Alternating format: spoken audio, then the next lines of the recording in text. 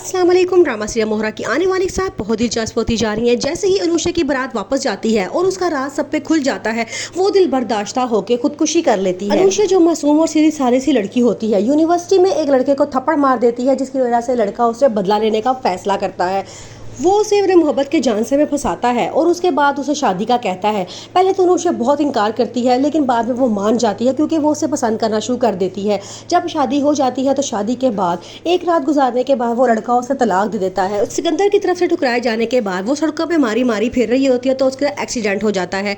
ये बात सुनकर उसकी मम्मा बड़ा परेशान होती है, उसका बड़ा ख्याल करती है, लेकिन दिन ब दिन उसकी हालत बिगड़ती जा रही होती है। जब अनुषा डॉक्टर के पास जाती है तो उसे पता लगता है कि उसकी गुड न्यूज़ है। वो सिकंदर के पास जाती है, बहुत तरले करती है, उसे बहुत फरियाद करती है कि मेरी मदद करो, हमारी तलाक नहीं हुई है, मैं प्रेग्नेंट हूँ, लेकिन वो नहीं बात मानता और चला जाता है। अनुषा उसे बदवा देती है, जिस तरह तुमने मेरा चैन छीना है इसी तरह तुम्हारा चैन भी छीनेगा।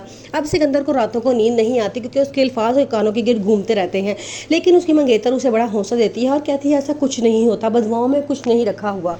आखिरकार वो दिन आ ही जाता है। अनुषा और लीजा की इकट्ठी मेहंदी का दिन होता है। मेहंदी की तैयारियां हो रही होती है। अनुषा बोर होती है और कहती है कि मैं किसी को धोखा दे रही हूँ, अगर ये बात मेरी मामा को पता चली तो वो ये बात बर्दाश्त नहीं करेंगी। लेकिन लीजा कहती है कि फिलहाल चुप हो जाओ, कुछ ना करो, जो हो रहा है उसे होने दो। आखिरकार अनुषा की मेहंदी का दिन आ जाता है। अनुषा बहुत रोती है, वो लीजा की बहुत तरले करती है कि तुम कुछ करो, लेकिन वो कहती है कि अब जो हो रहा है इसको होने दो।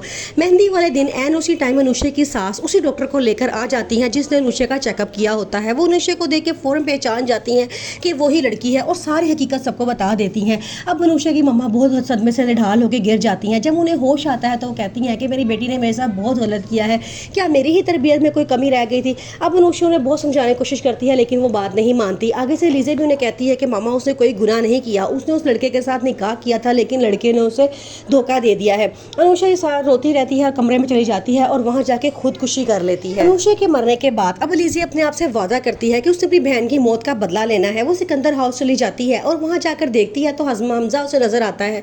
वो जान चुकी होती है कि हमजा उसे पसंद करता है। अब वो हमजा से शादी करके सिकंदर से बदला लेगी।